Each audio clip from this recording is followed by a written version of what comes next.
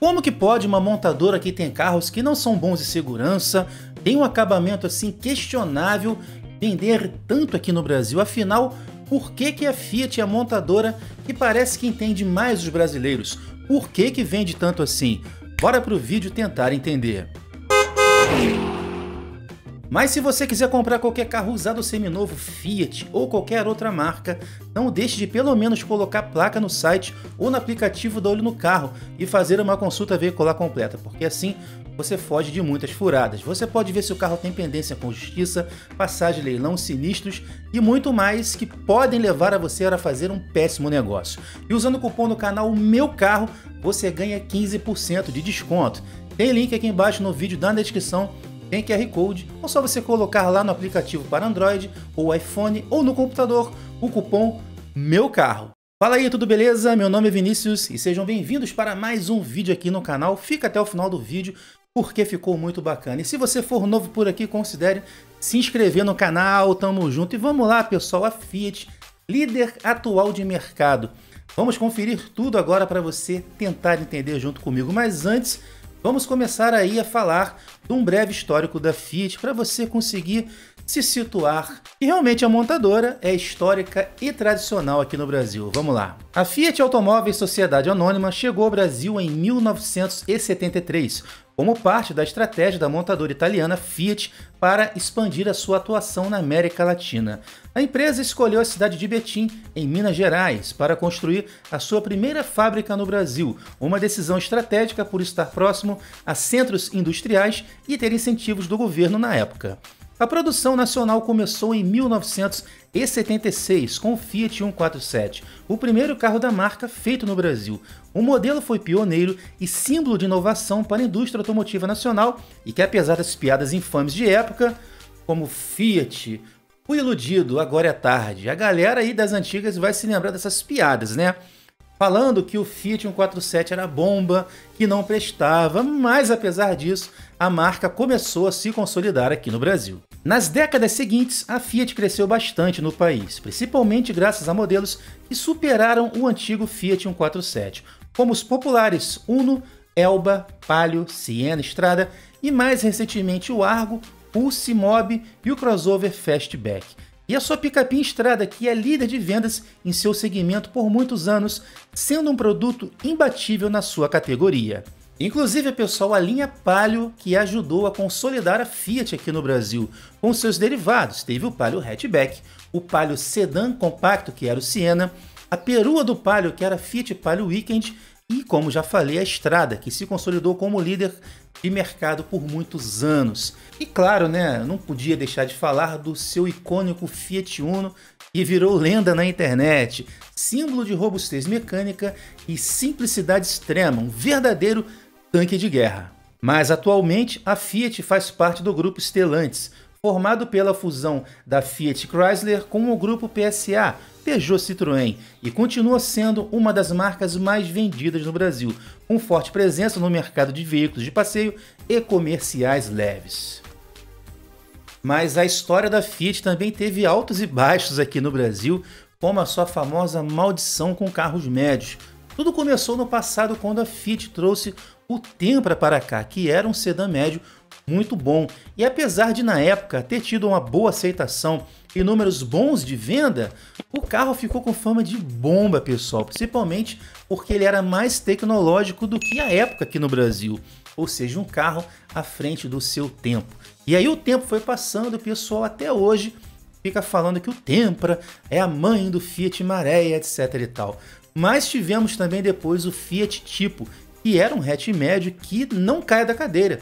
Chegou a vender mais que o Volkswagen Gol em alguns momentos do nosso tempo aqui no Brasil. Pois é, mas ficou queimado literalmente por causa dos incêndios que aconteciam na versão importada 1.6 IE. E aí não adiantou a Fiat resolver isso, até as outras versões que não pegavam fogo ficaram mal faladas no mercado por causa disso. O Tipo não deu certo. E aí tivemos o Marea, que era o sucessor do Tempra, pessoal. Mas o Marea também chegou mais ainda à frente do seu tempo, com tecnologia moderna, motor 5 cilindros. Cara, o cofre do motor totalmente ocupado, trocar uma correia dentada era um sacrifício na época. A sua parte elétrica ali era sensível, parte de arrefecimento, ganhou fama de bomba rapidamente. Nem a Fiat conseguia compreender esse carro na época aqui no Brasil. Pois é, e a fama ficou, pessoal. O pessoal sacaneia até hoje. Quando qualquer conversa de botequim você fala, pensa num carro ruim, o cara vai falar Fiat Marea. Pois é.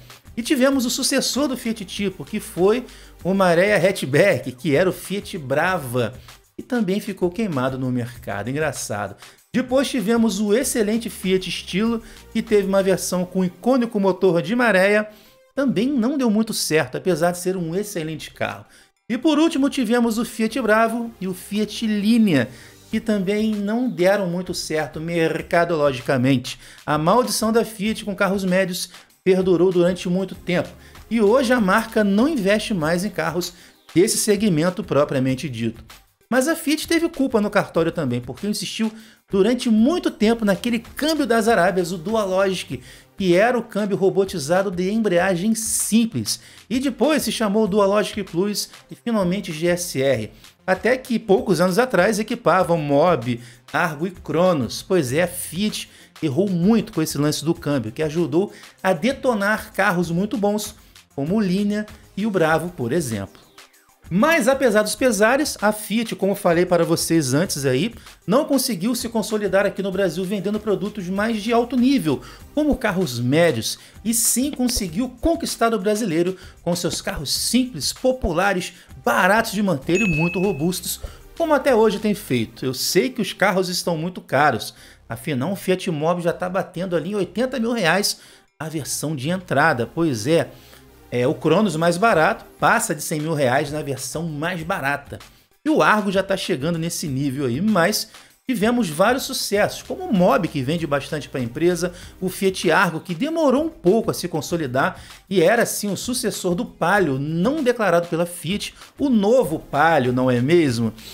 Caras, tem a Fiat Toro, que praticamente domina o seu segmento de picapes intermediárias. Não é uma picape leve e não é uma picape média, e sim uma picape ali intermediária feita em monobloco e não em chassis, e vende muito bem até hoje, mesmo tendo perdido força no mercado, ninguém consegue superar a Fiat Toro.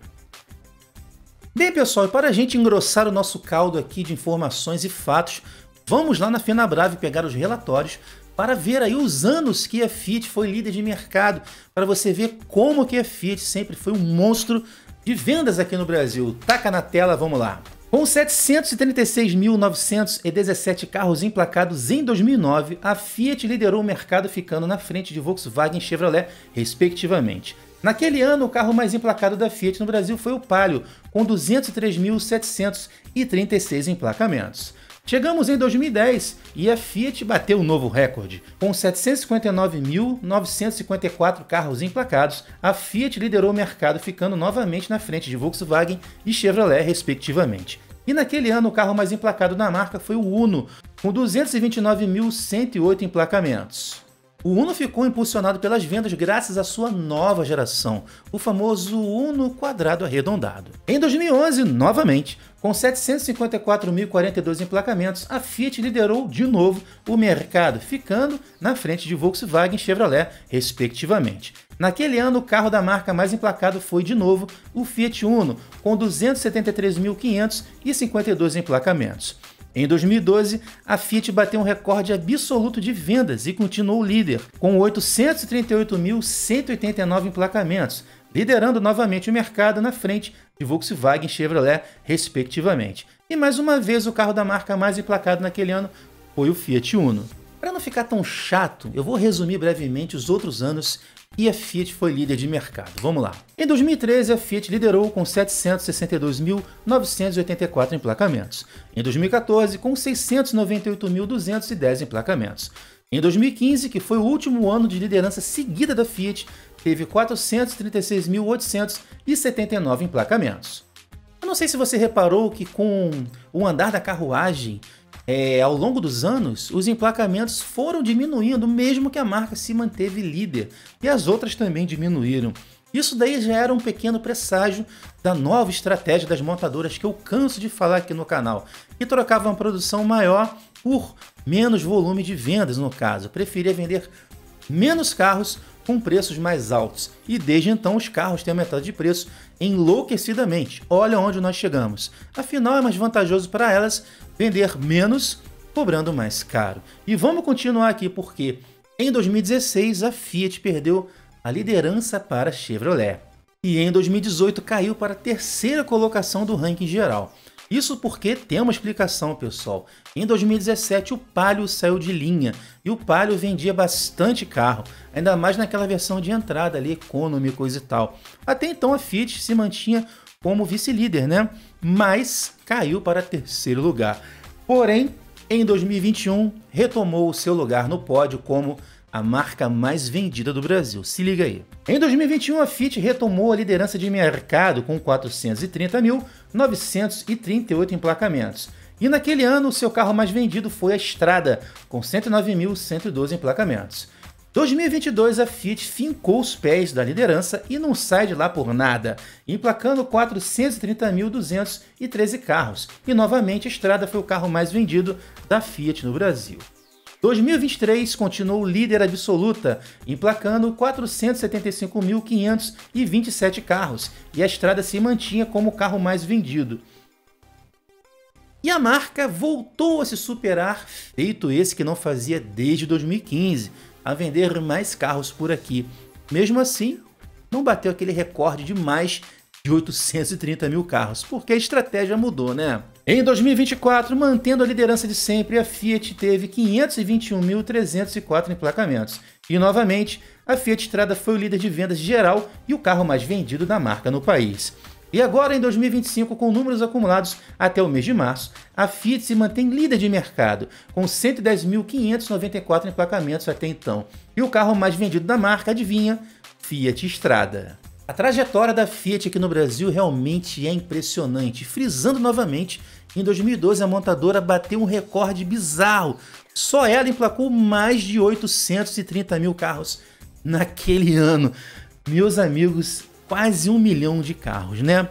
Interessante. Mas agora que a gente viu a realidade de mercado da Fiat, a gente já pode pontuar por que que a marca se mantém líder e por que que a marca conquistou o nosso mercado, e parece que vai ser difícil tirar a Fiat de lá, né?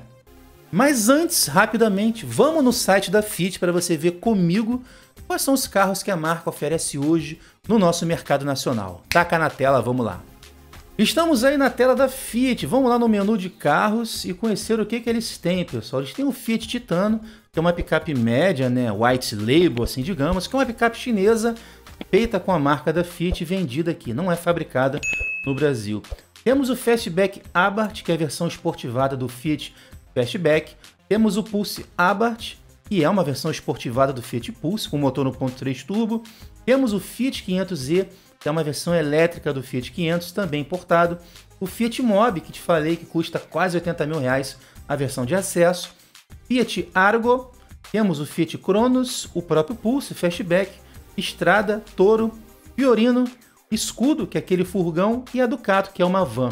Ou seja, a Fiat tem um portfólio realmente de carros bem amplo aqui no Brasil, que ajuda a manter a liderança também. Em todos os segmentos tem uma opção para o consumidor brasileiro. E agora sim, vamos aos motivos factuais, devido à análise que a gente fez, para a gente conseguir entender por que a Fiat conquistou o coração do brasileiro e vende tanto carro assim. Primeiramente, presença de longa data aqui no Brasil. A Fiat chegou nos anos 70 e fabrica carros aqui desde então. Uma fábrica presente assim com tanta tradição no Brasil ajuda o consumidor a ter mais confiança na marca e investir o seu dinheiro comprando algum carro da Fiat por aqui. E isso ajuda sim a vender carro aqui no Brasil. Tradição. Segundo fato, carros robustos e adaptados aqui para o Brasil.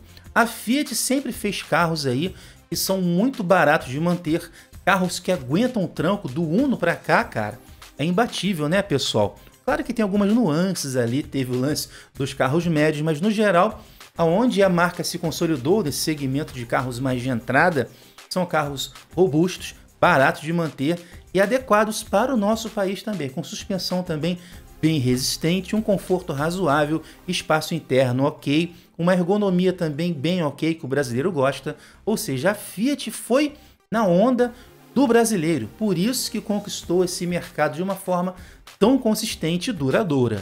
E a gente tem vários exemplos. Uno, Palio, Siena, Mobi, Strada, Argo. São carros que refletem tudo isso que eu acabei de falar para você. Inclusive com carros que podem até agradar na experiência de terrenos mistos, como estrada de terra. Afinal, a Fiat teve a linha Adventure antes de entrar nesse mercado de SUVs/crossovers. O Palio Wicked Adventure, tivemos, cara, a estrada Adventure, ou seja, carros que realmente aguentavam um tranco em terrenos mais irregulares. Não é off-road, e sim estradas de terra leves. Mais um motivo: inovação e presença forte de marketing. A Fiat sempre trabalhou a sua publicidade em cima do pensamento do brasileiro, em cima do social do brasileiro. Quem aí não lembra daquele icônico comercial do Palio Weekend que tinha um peixinho? Pois é, na beira da praia. O que é que o brasileiro gosta? De viajar com a família para a praia, para o litoral. E aquele comercial dava um gatilho mental e esse carro era ideal para a família brasileira. Tanto que a Palio Weekend vendeu bastante, superou a veterana Paraty, pois é, e várias outras peças publicitárias que fazem a Fiat pensar no consumidor brasileiro e compreender as suas necessidades. Tem um outro motivo que eu não posso ignorar, que é a capilaridade da marca, porque a rede de concessionárias da Fiat aqui no Brasil é bem extensa. Qualquer cidade de interior, médio porte ou cidade grande, você vê concessionária Fiat, e isso facilita muito o consumidor que quer fazer a manutenção, que vai ter um pós-venda para ser atendido, que vai conseguir trocar de carro, que vai poder ter a garantia sendo atendida, revisões, etc. e tal. Então a capilaridade de concessionárias Fiat também ajuda muito nessa liderança e para conquistar o nosso mercado. Segmentos estratégicos. Há décadas a Fiat emplacou carros que venderam muito, como o próprio Uno, que era ali um dos primeiros carros populares que tivemos, quando a proposta de carro popular funcionava mais do que hoje, que não existe mais, né? Tivemos o Palio também, que foi lançado para tentar substituir o Uno, só que ele não conseguiu. Porém, o Palio se consolidou tão bem quanto o Uno, não é mesmo? Porque apesar de compacto ser um carro de entrada, ele tinha um conforto bem superior a concorrentes de época, como o Volkswagen Gol e o Ford Fiesta. Cara, você andava num Paliozinho, era um carro bem mais macio. Eu sei que não era um carro de luxo e não transmitia a sensação de guiar de um carro maior não, mas era diferencial, porque o Gol da Volkswagen era um verdadeiro queixo duro. E o Fiat Palio já era mais confortável, e a sua linha de derivados com o sedã compacto Siena e a Fiat Weekend, no caso a Palio Weekend e a Strada também, ajudaram a Fiat a se consolidar no mercado. E hoje em dia temos crossovers que chamam de SUVs, eu não gosto muito de falar, mas o mercado chama, que é o Pulse e Fastback, que tem ótima aceitação, inclusive agora com uma linha de híbridos leves, aquele híbrido que não é muito híbrido, mas parece que está dando certo, não é mesmo? Então a Fiat pensa muito bem nesses segmentos estratégicos para conseguir conquistar o mercado. E agora o motivo que gera outro motivo, a Fiat vendendo cada vez mais ajuda também o pessoal a querer correr para quem vende mais. Afinal, o brasileiro vai na onda de onde tem mais gente, em qualquer setor da nossa sociedade. Venda de carros, etc. e tal. E a Fiat, como é líder, acaba atraindo mais e mais clientes, seja pessoa jurídica ou pessoa física, porque quem está vendendo mais vai vender sempre mais. E para fechar essa parte, falei para você do setor de pessoa jurídica ou vendas diretas, frotas, locadoras e firmas. A Strada, por exemplo, é líder nesse segmento e consegue vender muito carro, tanto que as vendas da Strada é tipo 90% para venda direta e 10% para vendas no varejo. É um excelente carro para o trabalho. E tirando os comerciais leves, temos também o Mobi e o Argo, que vende bastante para a empresa. Então a Fiat é boa de onda no segmento de vendas diretas e ajuda a inflar mais as suas vendas aqui no Brasil. Mas espera lá para a gente fechar de verdade o vídeo, porque nem tudo são flores. A Fiat não é uma montadora perfeita, não tem carros perfeitos. E repetindo o que eu falei no começo do vídeo, como é que pode uma marca que tem carros que levaram pau no crash test, que não são bons de segurança assim, não tem um destaque, melhor dizendo, de segurança, são carros bem básicos de segurança, né? Como é que esses carros vendem tanto? Pois é, eu vou falar para você por que que eles não são perfeitos, porque você já entendeu comigo e vende muito. Primeiramente, a segurança dos carros não são muito boas Realmente, os carros são muito básicos em segurança. A Volkswagen, por exemplo, que é uma concorrente direta da Fiat, que está sempre ali encostada, disputando liderança, tem carros, notoriamente, muito mais seguros que a Fiat, porém, são bem mais caros. E o brasileiro, pessoal, não dá valor à segurança mínima no carro. Acha que é mentira, acha que é armação do Latin Handicap, enfim, não tá nem aí. O carro da Fiat pode levar pau no Latin Handicap que não afeta as vendas. Então a Fiat realmente enxergou que o brasileiro não liga para a segurança e também não investe em segurança, porque investe em coisas que os brasileiros se preocupam muito mais, como manutenção barata, robustez, etc e tal. Mas a segurança dos carros Fiat, tanto em estrutura quanto em equipamentos, realmente, na minha opinião, deixa bastante a desejar.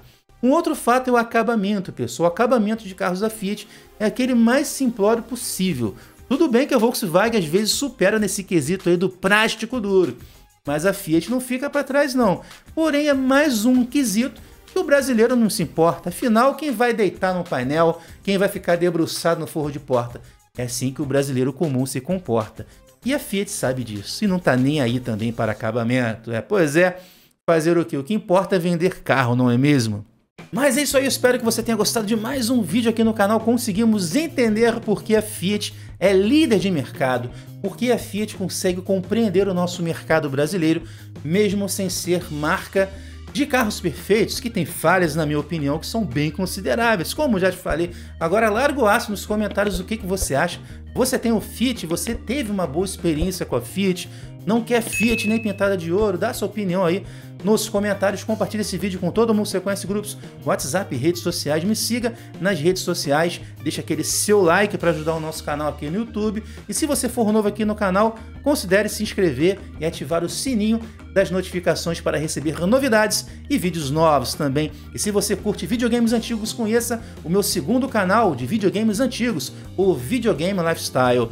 Tamo junto, pessoal, até o próximo vídeo, um forte abraço, valeu!